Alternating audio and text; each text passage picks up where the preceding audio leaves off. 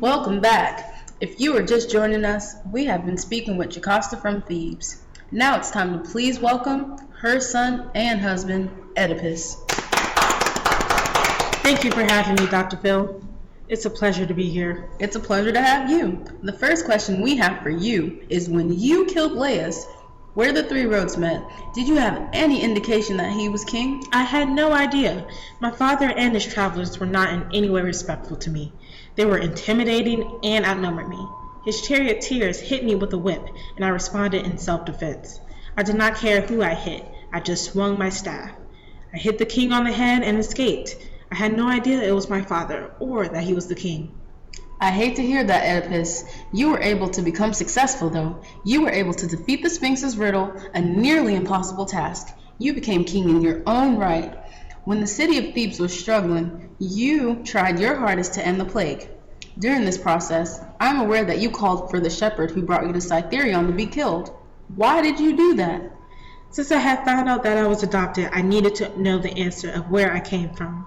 I knew that the shepherd would be able to clarify what truly happened. I felt Jocasta was not encouraging and did not want to find the origin of my birth.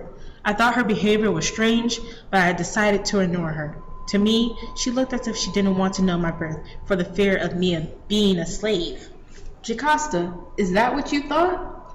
No. When the messenger explained where he had found Oedipus, that is when I realized who he was. I could not stand it anymore, especially when Oedipus continued to inquire about his birth parents. Did you ever think that you should have explained yourself to Oedipus that you were his mother, instead of him finding it out from the shepherd? At the time, it never crossed my mind. I was so disgusted with what I had done. You have to understand. I bore children with my own son. How could I live another day looking at my husband and realizing that it was my long-lost son? But we could have worked things out. I was so angry with you because you refused to help me discover the truth. It looks like these two still have a lot of unresolved issues. Oedipus, when the shepherd finally came to your place, what was your first impression? Well, when the shepherd arrived, I could tell that there was a lot of hesitation in the way he walked and talked. At times, there were moments in which he could not even look at me. When he refused to answer my questions, that is when all patience left me.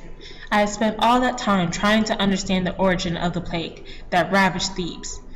I was so close to learning the truth that nothing could stop me. Created using Powtoon.